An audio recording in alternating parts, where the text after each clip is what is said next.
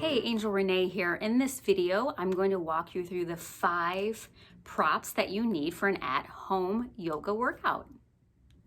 So let's go ahead and jump right in. So prop number 1 for your at-home yoga workout would be having a yoga blanket or bolster. And let me walk you through how you can utilize either of these. And many of you may have a yoga blanket at home right now. So you're gonna fold the blanket up, and in seated poses, you can put the blanket under your sits bones or under each knee just to give you some added support. As well as for positions where you're laying on your back, you can put that blanket under the small of your back as well to help with any pain that you may be having, as well as under the knees to lessen any strain. The one benefit of using a blanket is that also you can utilize it for Shavasana. So when you're in that final resting pose, you can cover up with the blanket and relax and go into your final resting position. With the bolster, you would utilize it in the same way. So putting it under the knees for seated position and under the back when lying. And it is fantastic to use the bolster under your sits bones. So when you're sitting in that meditative position, you would position it right under the sits bones and just make sure that you're sitting straight and tall with that. Let's go ahead to go into prop number 2. So prop number 2 is a yoga block. And a yoga block is super beneficial for all levels of practice. I find it crucial in at-home practice. So with the block, when you're going to any pose, any bending pose, any stretching pose, it's very hard to go fully into the pose. So the block gives you that extra, it helps you go that extra distance. So if you're doing a forward fold, a standing forward fold, you would put the block at the desired height. So vertical, horizontal, and straight back, fold over and put your hands on top of the block instead of the floor. Obviously, everyone can't reach the floor right now, and that block is super helpful. You can also use the block as you inhale up, right? You can hold the block between the hands here and bring it down. So it's really engaging all of the arm muscles as well. Same thing here. And then you can utilize the block in another way that I think is super creative. So when you're laying on your back, you can put the block between your knees when you push up into bridge pose, and also before you're in between your feet when you're doing some other poses. So it does help with, if you're less flexible and a little bit tight. You can also use, if you have 2 blocks at home, one under each knee. So let's go ahead to go into prop number 3. So prop number 3 is a yoga strap. I use yoga straps when teaching all the time. I feel like every student can use one, and it's super beneficial no matter what level of yogi they are.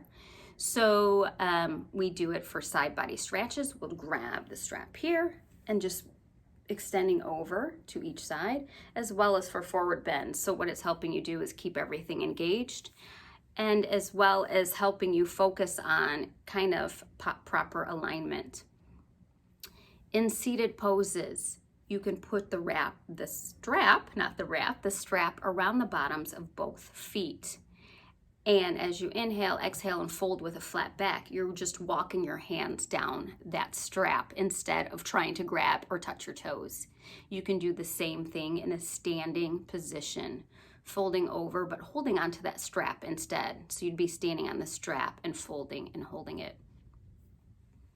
Using the strap also comes in super helpful for dancer's pose, or any of those poses where you're trying to reach back and grab your feet and, are just not quite there yet, don't have the flexibility in the spine or the flexibility, throughout the legs. So you would put the strap around the foot and then walk your hands down the strap. So I hope that's super helpful. Both the block and the strap are crucial to me for an at-home workout. So prop number 4 is an eye mask, and this is something that I truly think is wonderful to incorporate into your at-home yoga practice. So after you finish working out, just being able to lay down in Shavasana, cover up with that blanket, and then put the eye mask on and relax for those final few moments and just really let your body, you know, melt in and absorb the benefits of your practice. I feel that it's crucial to blocking out all extra noise and sights and sounds and just kind of to help you relax a bit more. You can, you know, use something at home. You can just use a washcloth or a small towel if you have one. And, you know, if you don't have one at home, there are all kinds of things around the house that you can use instead of an eye mask. But those are wonderful. And then when we come up on prop number 5, I think it is kind of fun to add in as well. So prop number 5 is essential oils. So using essential oils during the beginning of your practice when you're sitting and setting intentions for your practice, inhaling an uplifting oil is super beneficial. And then as we wind down at the end of our practice, it is great to use a calming oil. So usually lavender is a favorite, and placing that on the eye mask if you have one. But if not, what I like to do is just put a couple drops in the hands, rub it, and inhale as you're in final resting pose. So let's go ahead and recap the 5 props for an at-home yoga practice. Number 1 was a yoga blanket or bolster. Number 2, yoga block. Number 3 was a yoga strap. Number 4, an eye mask. And number 5 was essential oils. All of these things will help make your at-home yoga practice even more enjoyable. Thank you so much for watching. Leave a comment below of your favorite thing to use during your yoga practice, and I'll talk to you soon.